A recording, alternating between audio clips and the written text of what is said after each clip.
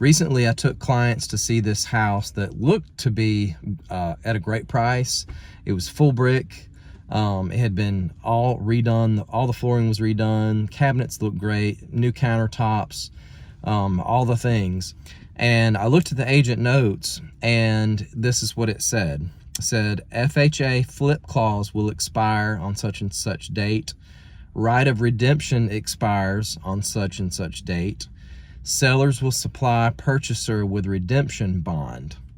Then it goes on to say all the new things it has, new roof and HVAC and all that kind of thing. So I had to do a little research on how this works. So what happened was an investor bought this house about a year ago.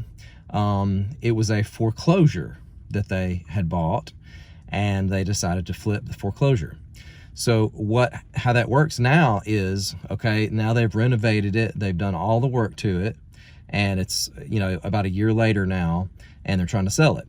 So of course, if you foreclose on a house, that means that, of course, you have to move out of the house, and the bank buys back the house. The lender that lent you the money for the house, they get the house, and then they try to sell it. So there's what's called a right of redemption. So if you come back, say 3 months after that, hey, I've got the money in hand to pay what's necessary to make this right, to pay the liens or whatever is due on the house, I want to get that back, and you pay the fees and all of that, it is possible for you to get it back with that right of redemption. But if you're an investor, and let's say you buy the house, you do all the renovation to it, you can buy what's called a redemption bond. And with that bond, you know, you pay, I think, usually about 1% of the sale price of the house to get that bond. And once you have that bond in hand, that means that the previous owners cannot come back and, you know, say, hey, I want our house back. We've got the money, we're going to buy it back. That it prevents that. So I went ahead and showed this house to some buyers because it did have a redemption bond. It had been totally redone.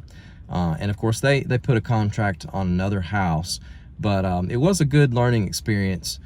So if this happens and you find a property that's been foreclosed, an investor has come in and it has a redemption bond, it is quite possible to buy the house. But just remember, when you go to closing, you're going to have to pay about 1% of whatever the house is going for. Let's say the house is selling for $350,000, where you're going to have to pay a $3,500 redemption bond fee in addition to all the closing costs.